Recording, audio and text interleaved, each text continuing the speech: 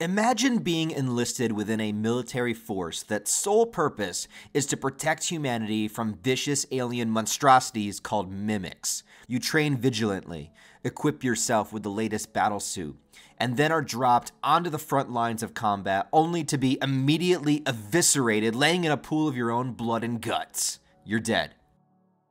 Well, at least you put in a lot of effort. At least you gave it your all. And now you can die peacefully and hope that your fellow soldiers will achieve what you could not. Except, then you immediately wake back up, fully healed, and it's the day before the very battle that you just died in. It repeats, and you die again, and you wake up once more, stuck within a cycle of death with seemingly no escape, and the only conceivable way to possibly end this loop is to survive this nearly impossible battle for good, each time improving just slightly, but still ending up dead, over and over again for hundreds of days on end. That is essentially the premise for the manga All You Need Is Kill. I absolutely love that title, but it is originally based on a science fiction novel of the same name written by Yoshitoshi Abe. The manga adapts the novel into a concise 2-volume series which is written by Ryosuke Takeuchi and drawn by Takeshi Obata, and if that name sounds familiar, if I pronounced it right, it is because he is the illustrator of many popular manga such as Death Note and Platinum End. And you can definitely see his style and flavor on display within All You Need Is Kill. Though the story here is short and sweet, it does manage to carry a decent amount of emotional weight in such a short time, as well as having some incredibly intense artwork along the way. The protagonist, Keiji, reacts as you would expect during a Groundhog Day situation like this. Early on, he freaks out, he tries to run away, experiments even offing himself, but no matter what he does, he constantly wakes back up on the same day, suffering to repeat it over and over. His only clues lie within the mimics themselves, and there is very little detail about these creatures or their intentions. The entire story is from the perspective of two human characters meeting on the battlefield. The mimics themselves look like little spheres floating around with huge teeth and a vicious display of power. I don't know if anybody is going to get this reference, but the mimics remind me a lot of the Langoliers from that old Stephen King movie. Even funnier because that movie is about a warp in time, and this story also deals with a strange way to perceive time, so it kind of balances out. If anybody knows what I'm talking about, let me know in the comments below. Anybody. Anyway, there's also another main character, a woman named Rita. Her life was destroyed at an early age by the mimics, and so she dedicated the rest of her life to eradicating them. She became cold and feared, and she's known within the military as the Full Metal Bitch, which is just an awesome nickname. And it's actually impressive what this manga is able to accomplish with understanding her while also already setting up a different main character and then have it all come full circle just within 17 chapters. You might think in such a short runtime that there wouldn't be any time to break away the focus onto somebody else, but when you see how it all connects and then have that aha moment, it really feels paced just perfectly. Now, there isn't really a love story here in the traditional sense, it's more of a story of understanding.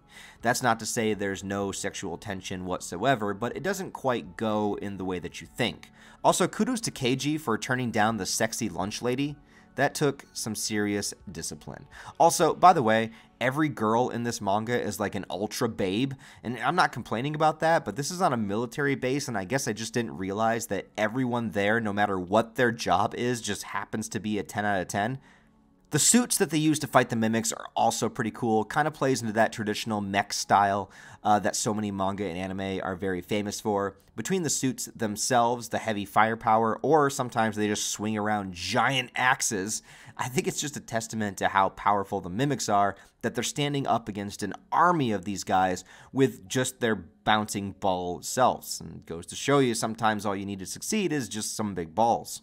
The final 2 chapters of this manga also managed to pull a bit of a twist and go into a direction that I was not expecting, increasing the tension several times higher than it already was.